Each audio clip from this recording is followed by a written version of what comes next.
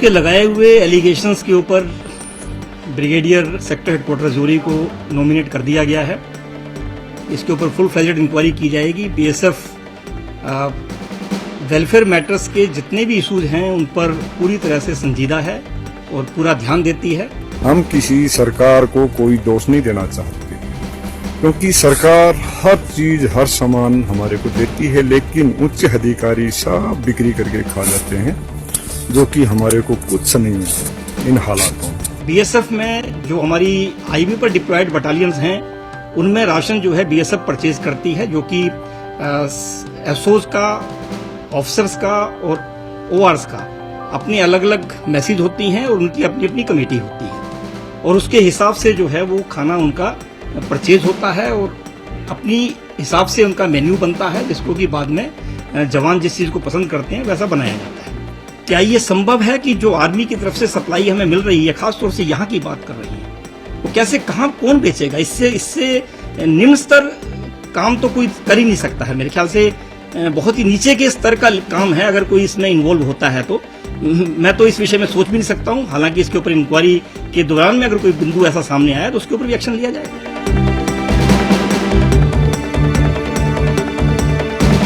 ऐसी हालात हैं, कई बार तो जवान भूखे पेट भी सोना पड़ता है।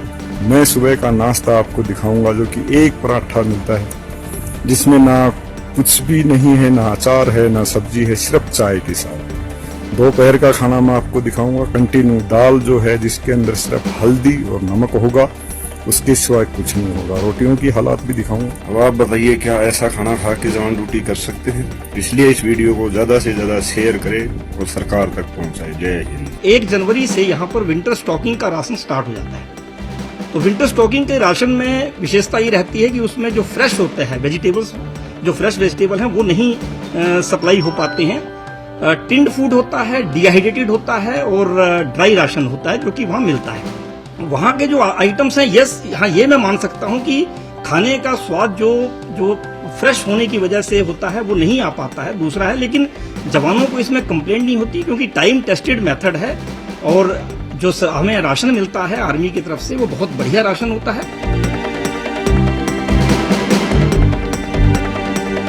ये एक सच्चाई है कि तेज बहादुर जो है पास में इसका इंडिसिप्लिन एक्ट रहे हैं, इसका इंटॉक्सिकेशन का, इनसबॉर्डिनेशन का, सुपीरियर के ऊपर जो है फोर्स अप्लाई करने का और उसके ऊपर अपनी बंदूक तानने के, इस तरह के बहुत ही संवेदनशील इसके ऊपर आरोप लगे थे।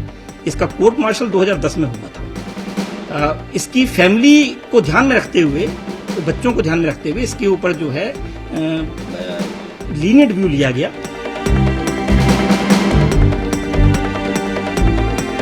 डिसिप्लिन के हिसाब से तो नहीं होना चाहिए, मगर चूंकि आजकल जो है हम किसी के ऊपर जो है बीएसएफ रुकावट नहीं रखती है और यही वजह है कि मोबाइल फोन इनको ऑथराइज किए गए, अलाउ किए गए हैं। मतलब वहां पर सिर्फ ड्यूटी पर जब ये रहते हैं वहां नहीं रखना चाहिए, तो वो बिंदु पर भी जांच होगी कि ड्यूटी पर रहते हुए इसने मोबाइल फोन अपना जमा क्यों नहीं कराया था। ये जरूर कहा गया है कि जिस समय जवान ड्यूटी पर जाता है तो उसे अपना मोबाइल फोन वहां के कोच में जमा कर देना चाहिए। ये डिसिप्लिन के अगेंस्ट है।